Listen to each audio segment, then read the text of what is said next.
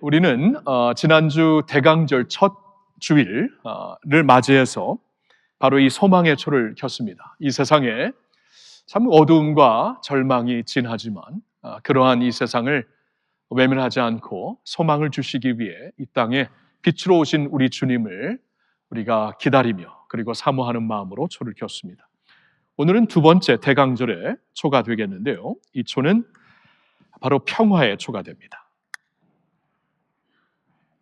평화의 초는 갈등과 싸움이 끝나지 않고 있는 이 세상에 주님이 평화의 왕으로 우리에게 오셨기 때문입니다. 예수님이 평화의 왕으로 우리에게 오셨다. 그래서 우리에게 평화의 메시지를 주셨다라는 것이 우리에게 오늘날 무슨 의미가 있는가? 오늘 말씀에서 같이 생각해 보도록 하겠습니다. 예수님이 이 땅에 평화의 왕으로 2000년 전에 오셨다라는 이 대강절의 메시지를 오늘 마음속에 좀 새겨 보았으면 합니다. 오늘 우리가 첫 번째로 본 구약의 말씀은 이사야 11장의 말씀이 되죠.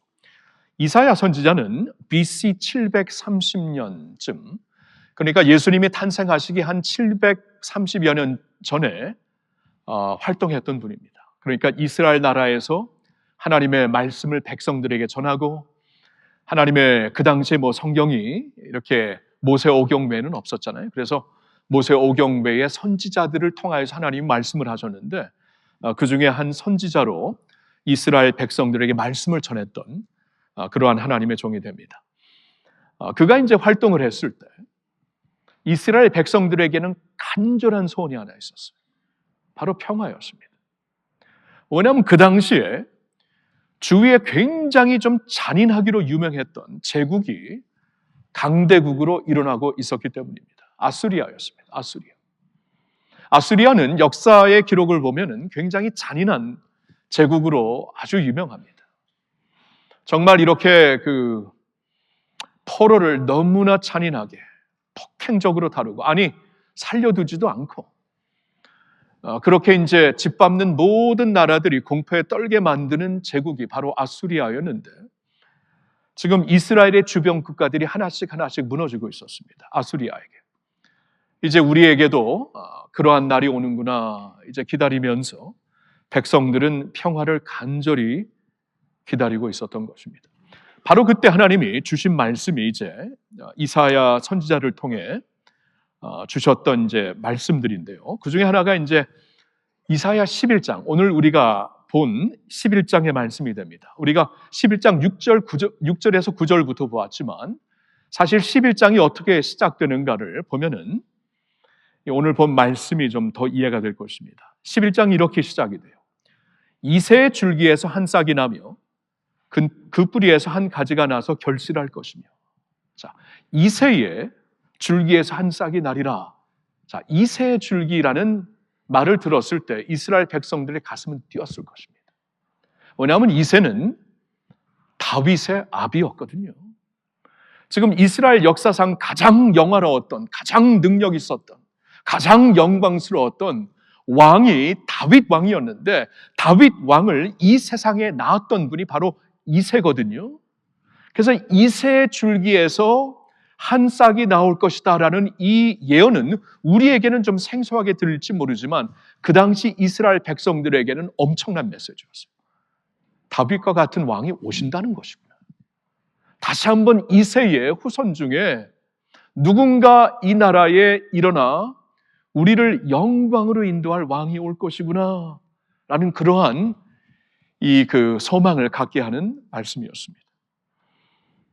그에 대해 2절을 보니까 이렇게 나와 있습니다. 그의 위에는 여호와의 영, 곧 지혜의 총명의 영이요 모략과 재능의 영이요 지식과 여호와를 경외하는 영이 강림하시리니. 후손 중에 다윗 왕과 같은 또 한 왕이 올 터인데, 그에게는 이렇게 하나님의 영이 충만하고 하나님의 지혜가 충만하고 하나님의 능력이 충만할 것이다 라고 말씀을 해주시는 거예요. 5절을 보면은 그는 공의로 그의 허리띠를 삼으며 성실로 그의 몸에 띠를 삼으리라. 그 당시 왕들과 얼마나 다릅니까? 그 당시 왕들은 뭐 권위, 능력, 카리스마, 부귀, 영화 이런 것을 자랑했을 텐데 이제 장차 오실 이새의 후손 중에 이 왕은 다르다. 그는 공의로 허리띠를 삼으며 성실로 그의 몸에 띠를 삼을 것이다. 공의와 성실로 통치하시는 왕이 될 것이다. 이거 얼마나 감격스러운 예언입니까? 그러면서 주시는 말씀이에요. 그러면서 이어지는 말씀이 오늘 본문의 말씀이에요. 제가 한번 다시 읽어볼게요. 그때 이리가 어린 양과 함께 살며 표범이 어린 염소와 함께 누우며 송아지와 어린 사자와 살찐 짐승이 함께 있어 어린 아이에게 끌리며 암소와 곰이 함께 먹으며 그것들의 새끼가 함께 엎드리며 사자가 소처럼 풀을 먹을 것이며 젖 먹는 아이가 독사의 구멍에서 장난하며 젖된 어린 아이가 독사의 굴에 손을 넣을 것이라. 내 거룩한 선 모든 곳에서 해됨도 없고 상함도 없을 것이니 이는 물이 바다를 덮음같이 여호와를 아는 지식이 세상에 충만할 것입니다. 굉장한 어떠한 그 이미지로 우리에게 말씀을 주시죠. 너무나 희한하고 너무나 이렇게 상상치 않았던 말씀, 그러면서 너무나 뷰티풀하고 원더풀한 말씀이 아닙니까? 앞부분에서 이새 뿌리에서 한 줄기가 날 것이다. 이 다윗 왕과 같은 분이 또 장차 오게 될 것이다. 그에게는 하나님의 영이 충만할 것이다. 그는 성실과 공의로 옷을 입고 통치하실 분이다 라고 말씀을 하셨는데 갑자기 느닷없이 이러한 이미지를 보여주시는 거예요. 어린 양이 이리와 함께 누워 있을 것이고 어린 염소가 표범과 함께 놀 것이고 어린아이가 독사의 굴에 손을 집어넣고 그곳에서 장난칠 것이며 어린아이가 사자와 곰을 이끌게 될 것이며 이 동산에 이 왕국에는 서로 해하는 것이 없을 것이고 서로 이렇게 공격하는 것이 없을 것이고 온전한 평화가 온전한 안전이 있을 것인데 그 이유는 물이 바다를 덮음같이 온 세계에 여호와를 아는 지식이 가득할 것이기 때문이다 라고 말씀을 하시는 거예요. 와우, 굉장한 그림이죠. 여러분, 이사야서에서는 이 말씀이 오늘 본 11장에도 나오고 65장에도 나옵니다. 65장에서는 이제 마지막 때에 하나님의 나라, 하나님의 왕국이 온전히 세워질 때 이러한 일이 있을 것이다. 두 번이나 말씀을 하시는 거예요. 그리고 마지막 때에 세워질 하나님의 왕국에 이런 일이 있을 것이다 라고 말씀을 하는 거예요. 여러분, 지금 본 이 말씀을 우리가 상징적으로 본다면 이 성경학자들은 이것을 상징적으로 볼 것인가 아니면은 그냥 문자 그대로 볼 것인가 굉장히 이렇게 그 디베이트가 많아요. 디베이트가 많지만 어떻게 보든지 만약에 상징적으로 본다 할지라도 이 말씀은 분명하죠. 이스라엘 백성들에게는 이런 말씀으로 다가왔을 것입니다. 이리와 같고 표범과 같고 사자와 같고 곰과 같은 나라들이 있어요. 아수리아가 있고 그 후에는 이제 그 바벨론이 있을 것이고 그 후에는 바사가 있을 것이고 헬라가 있을 것이고 이런 강대국이 일어날 것이고 있을 것인데 그와 함께 있는 어린아이와 같고 어린 양과 같은 백성들은 이스라엘과 같은 작은 나라이죠. 그러니까 상징적으로 본다면은 이렇게 강대국이 약대국을 짓밟고 사로잡아 먹으면서 완전히 그들을 못 살게 하는 약탈하는 그러한 때가 끝날 것이다. 전쟁이 끝날 것이다. 그리고 온전한 화합과 평화가 임할 것이다라는 상징적인 메시지로 충분히 받을 수가 있어요. 은유의 메시지로. 그리고 이 말씀을 그냥 문자 그대로 받는다고 해도 전혀 문제가 없습니다. 왜냐하면 여러분 이렇게 이 자연 세계가 서로 잡아먹고 서로 이렇게 해치고 이런 것은 이 그 하나님의 그 원래 에덴 동산엔 그런 것이 없었어요. 창세기 1장 28절, 29절, 30절을 보면 그때 그런 것이 없었습니다. 사람들에게 과일 먹으면서 살 수 있는 축복을 주신 것처럼 동물들도 그렇게 살 수 있도록 하나님이 원래 그렇게 만드셨어요. 죽음이 없었습니다. 근데 타락이 들어오면서 죄로 인해 저주가 들어오면서 서로 이렇게 잡아먹고 죽이고 평화가 없는 자연세계가 되었던 것이죠. 그러니까 원래 모습대로 돌아간다. 문제가 없는 것이에요. 원래 이러지 않았어요. 죄로 인해 이렇게 변질이 된 자연세계입니다. 그리고 원래 이런 세상이 아니었는데 지금 죄로 인해 저주를 받아서 쓰나미도 있고 기근이 있고 팬데믹도 생기고 원래 그런 세상이 아니었어요. 그러니까 원래 하나님이 주셨던 평화의 세계로 돌아간다라는 것은 문자 그대로 봐도 아무런 문제가 없습니다. 마지막 날에 하나님의 왕국이 그리스도 예수 안에 이렇게 세워질 때 이러한 역사가 있을 것이다. 충분히 받아들일 수가 있는 거죠. 문자적으로 봤던 상징적으로 봤던 확실한 메시지 하나는 그분이 오심으로 말미암아 온전한 화합과 온전한 평화가 임한다라는 것입니다. 그러니까 여러분 이 말씀을 우리가 이제 대강절을 지나면서 구약 성경에서 먼저 보는 것은 이제 이 대강절 기다린다, 그분의 오심을 기다린다, 구약 시대에 주신 말씀이에요. 그러면 그들이 어떤 마음으로 기다렸는가를 보기 위해서 구약에서 말씀을 보고 신약에서 보는 겁니다. 이제 우리에게 찾아오실 메시아 왕이 어떤 분인가? 이러한 평화를 세상에 이루시는 분이구나. 그분이 오시기를 바란다라면서 간절히 기다렸던 백성들의 마음을 우리가 성경에서 이해할 수 있어야 합니다. 그분이 언제 오셨습니까? 이사야 선지자가 이 말씀을 전파하고 약 730년이 지나서 유대 베들레헴 한 마을에 어느 날 한 아기가 태어납니다. 한 아기가 태어나는데 놀라운 일이 일어납니다. 하늘에서 한 천사가 나타나 오늘 누가복음 2장을 보니까 그날 밤에 밖에서 양을 치던 목자들에게 나타나서 그들에게 메시지를 전하죠. 오늘 메시지를 제가 다시 한번 읽습니다. 오늘 다윗의 동네에 너희를 위하여 구주가 나셨으니, 다윗의 동네에 아주 정확한 한 곳에 너희를 위하여, 그분이 오신 것은 자신을 위한 게 아니라 너희를 위하여다. 구주가 나셨으니, 죄에서 우리를 구하시려는 구주가 나셨으니 곧 그리스도 주시니라. 너희가 가서 강보에 쌓여 그 위에 뉘어 있는 아기를 보리니 이것이 너희에게 표적이니라 하더니, 지금 이 동네에 한 아기가 태어났는데 그분은 보통 분이 아니다. 그는 너희를 위해 구주로 이 세상에 오신 분이다. 그가 너희의 죄를 위하여 죽으실, 죄를 짊어지시고 죄를 씻어주실, 그리고 다시 사실 구주가 되신다라고 지금 선포를 하고 있는 것이에요. 지금 가서 강보에 쌓여있는 그 위에 누워 있는 아기를 보라. 너무나 지금 유니크하지 않습니까? 이 구유에 누워있는, 그러니까 아주 정확한 말씀을 주면서 목자들로 하여금 가서 보라고 하죠. 오늘 이스라엘에 가보시면 그 목자들의 후손들이 지금 이스라엘에 살고 있는 마을에 가보니까 90% 이상이 예수를 믿더라고요. 90% 이상이. 여러분 이스라엘에 크리스천들 그렇게 많지 않아요. 근데 이 목자들의 후손들이 90%가 지금 2000년이 지나면서 예수를 믿더라고요. 왜냐하면 그날 천사들에게 받은 이 메시지가 너무나 명확했기 때문입니다. 여러분,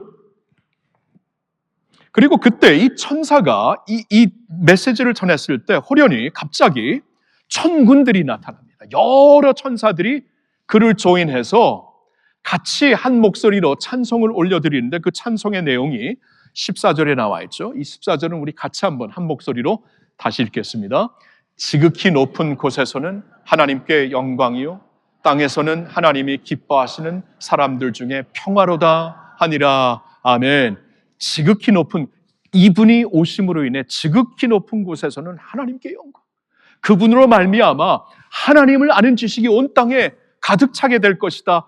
지극히 높은 곳에서는 하나님께 영광, 그리고 그가 오심으로 말미암아 땅에서는 하나님이 기뻐하시는 사람들 중에 평화로다. 평화로다. 730년 전에 그분이 오셔서 온전한 평화를 이 땅에 주실 것이다라는 말씀이 그때 이루어진 겁니다. 평화가, 하늘의 평화가 임했어요. 아니, 그리고 이사야 9장의 말씀을 보면 평화의 왕이 임했어요. 우리에게 하늘의 평강의 왕이 임하신 것입니다. 오케이.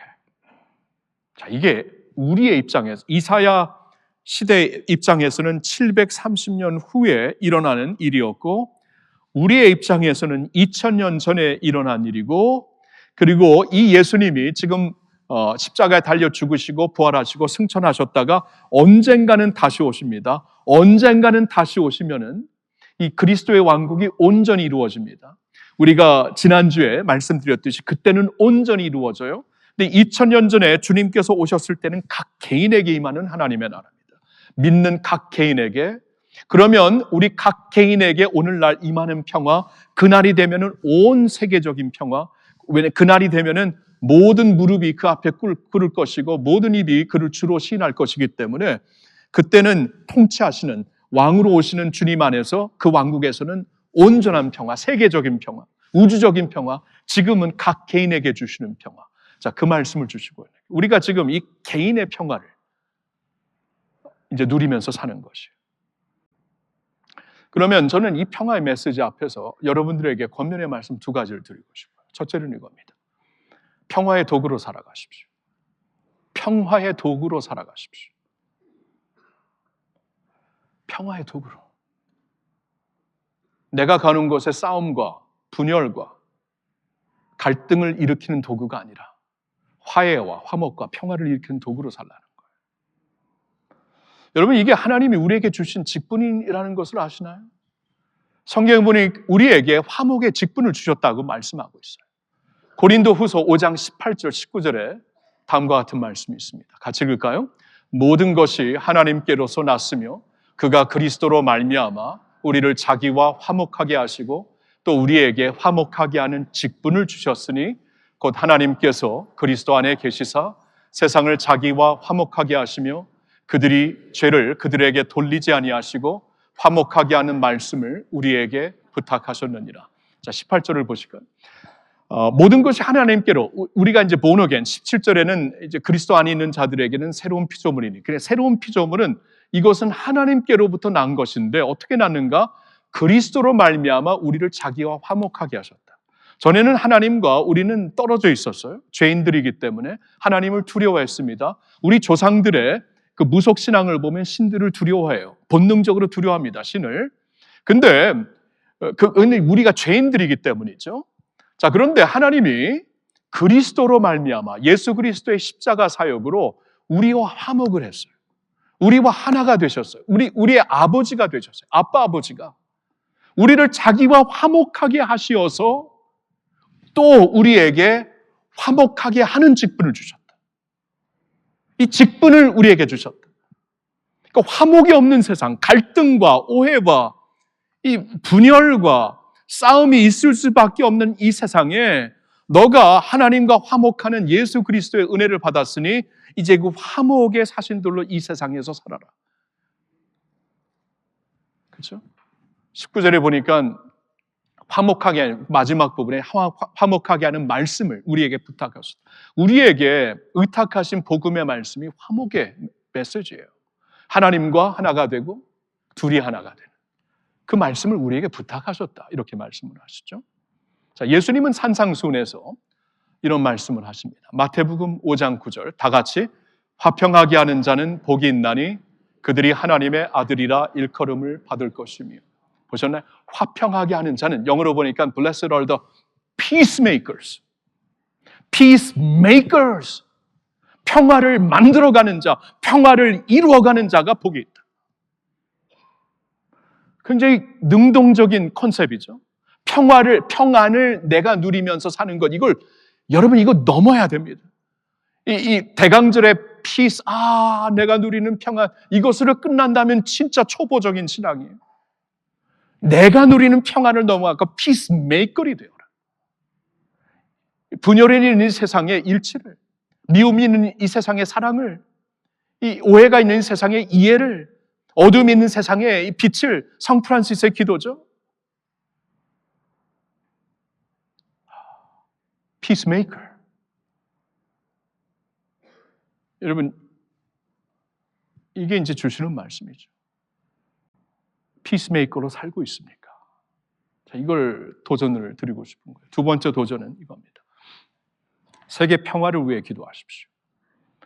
자, 우리는 있잖아요. 왕 같은 제사장, 기도할 수 있는 특권이 주어진 사람들입니다. 왕 같은 제사장. 세계 평화를 위해 기도하세요. 성경을 보면 하나님이 세상을 이처럼 사랑하사 독생자를 주셨으니 이렇게 말씀하십니다. 하나님이 세상을 이처럼 사랑하사, 하나님이 대한민국만을 이처럼 사랑하사 아닙니다. 하나님이 미국만을 이처럼 사랑하사 아닙니다. 하나님이 가자지구를 비롯하여 모든 세상을 사랑하사 독생자를 주셨으니 그들을 위해서도 독생자를 주신 것이. 그럼 그들을 위해 우리가 마음에 품고 기도를 해야지. 우리나라가 전쟁에 그냥 폐허되었을 때 여러분 세계 교회가 그리고 세계 사람들이 우리에게 관심을 쏟고 기도한 것 아시나요? 제가 74년도에 미국 가니까 코리아를 모르더라고요. 학생들도 모르고 선생님도 몰라요. 세상에 선생님도 몰라요. 코리아를. 그렇다면 50년대는 오죽했겠어요. 코리아 몰랐어요. 근데 코리아에 이렇게 큰 전쟁이 있다 하니까 사람들이 기도를 하기 시작하고 구호품을 보내기 시작하고 젊은이들은 이 땅에 와서 우리와 함께 자유를 위해 싸우다가 전사된 자들이 얼마나 수만 명이잖아요. 수만 명. 여러분 세상이 우리를 품어줬어요. 우리가 힘들고 아플 때.